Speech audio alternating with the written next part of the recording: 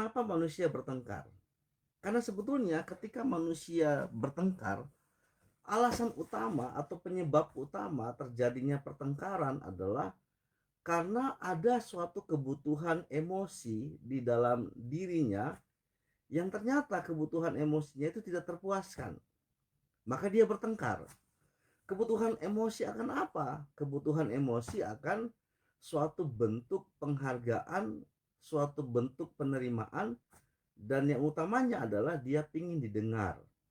Jadi karena dia ingin mendapatkan itu semua, dia ingin dihargai, ia ingin dipahami, ia ingin didengar, sehingga ketika dia tidak mendapatkan hal itu, maka yang terjadi adalah dimulailah pertengkaran. Ya, pertengkaran dimulai. Jadi itu yang menarik dari apa yang dibahas oleh C.S. Lewis. Ya, manusia itu ternyata naturnya adalah mudah bertengkar. Bertengkar berarti berusaha menunjukkan bahwa orang lain itu salah. Karena bertengkar itu ternyata adalah cara kita yang paling mudah untuk mendapatkan apa yang kita inginkan. Contoh yang sederhana ya teman-teman. Tentunya kita pernah mengalami masa kecil.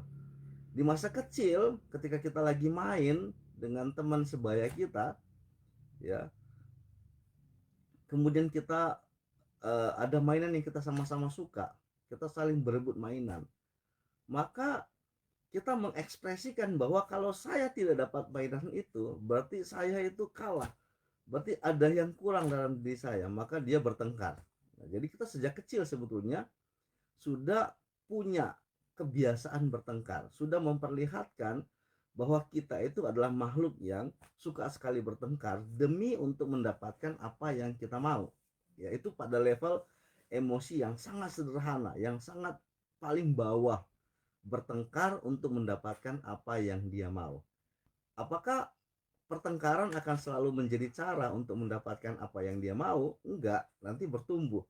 Ya, dimulai dari bertengkar, lama-lama dia sampai di titik akut di mana dia akan playing victim. Ya, untuk mendapatkan apa yang dia mau, dia akan menempatkan dirinya sebagai korban. Alih-alih dia bertengkar untuk menunjukkan bahwa dia itu lebih hebat, dia itu lebih lebih mampu dan sebagainya gitu ya. Dia justru bertengkar, ya. Dia justru playing victim supaya mendapatkan atensi, ya, supaya mendapatkan perhatian.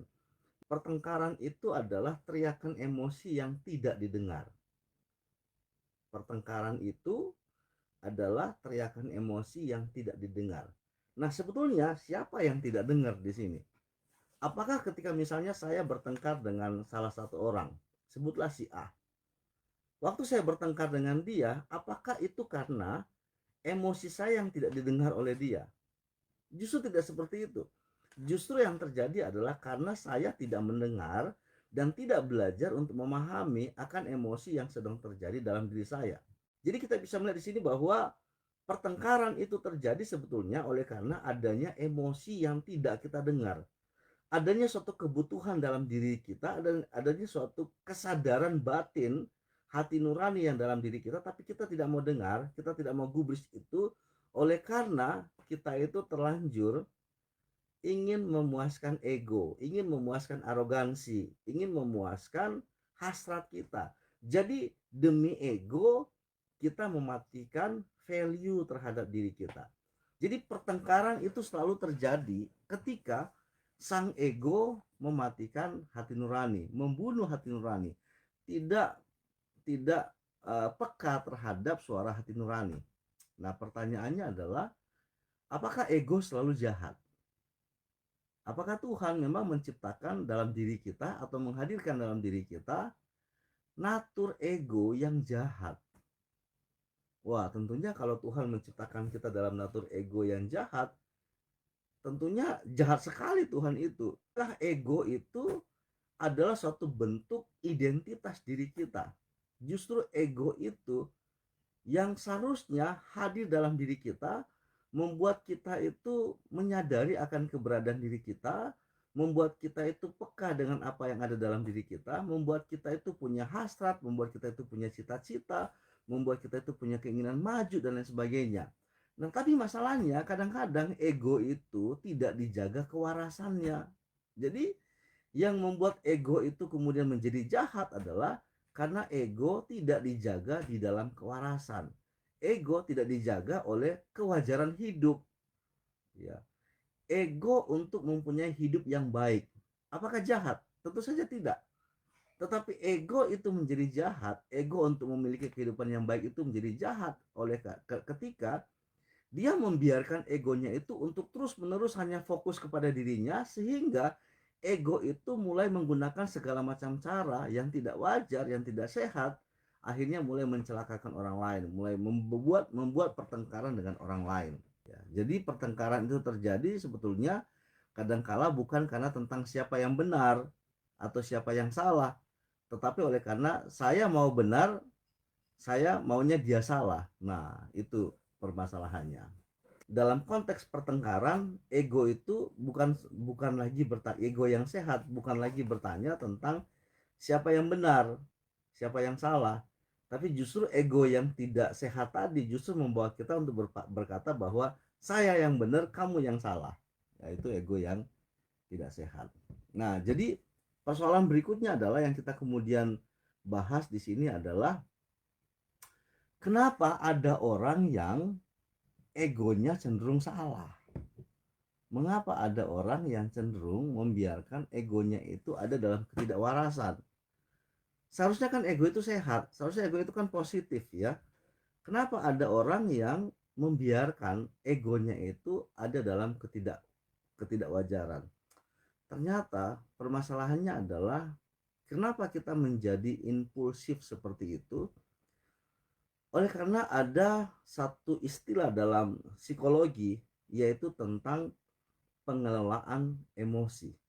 Apa yang menyebabkan sehingga emosi itu tidak bisa dikontrol?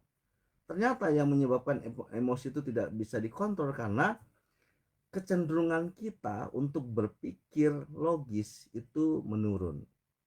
Ya, emosi menjadi tidak terkelola oleh karena kita tidak lagi ada pada suatu kesadaran, pada suatu kewarasan, ya saya pakai istilah kewarasan ya, pada suatu kewarasan untuk berpikir secara rasional. Nah, itu masalahnya, tidak berpikir secara rasional.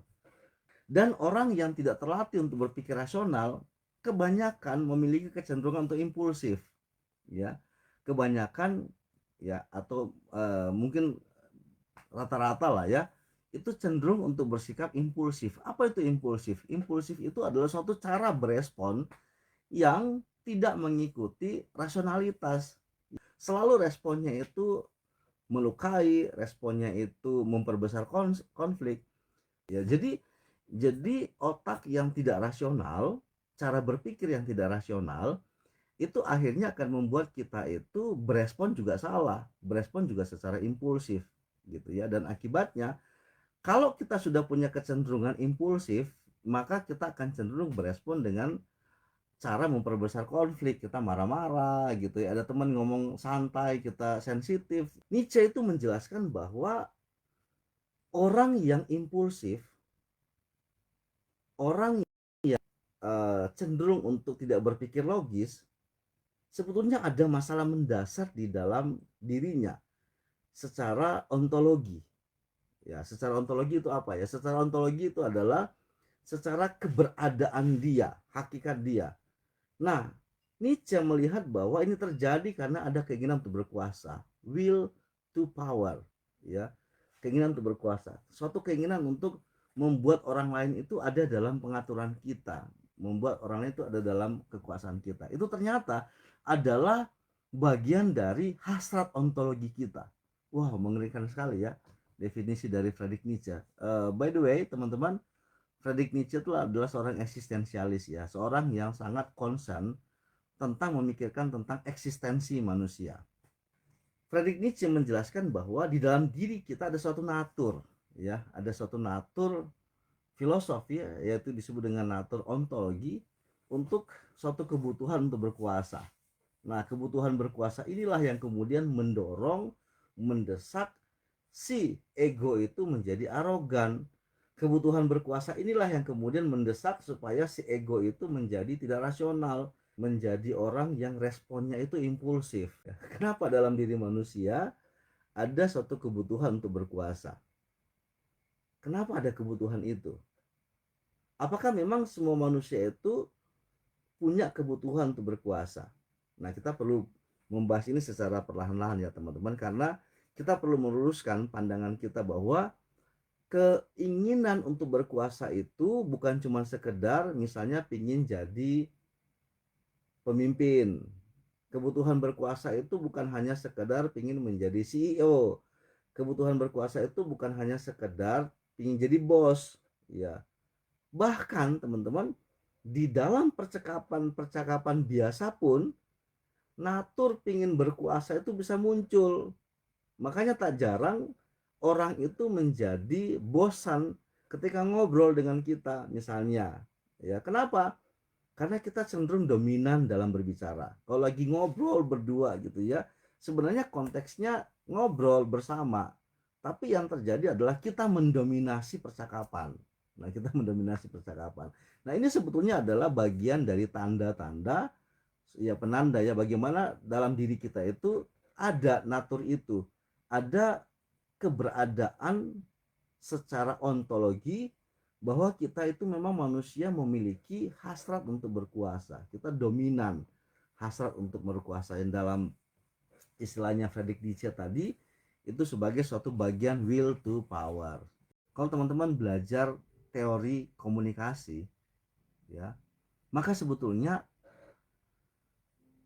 cara untuk menentukan apakah pertengkaran akan terjadi atau tidak dilihat dari mana? Dilihat dari bagaimana cara kita berkomunikasi. Ketika kita dalam berkomunikasi memposisikan diri kita sebagai yang dominan, maka sudah pasti lawan bicara kita juga akan berespon, akan membangun suatu bentuk defense mechanism yang juga sama dominan. Dan ketika yang satu dominan, maka yang terjadi adalah pertengkaran, adu kata-kata, adu mulut, adu otot bahkan bisa jadi.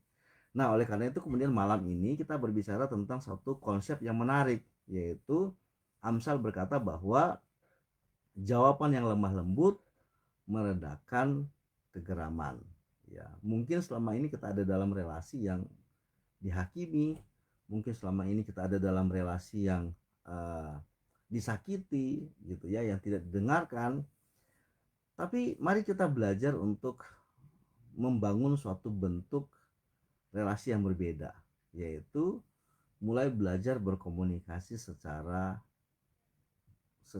jujur, berkomunikasi secara halus, berkomunikasi dengan tidak justru membangun pertengkaran.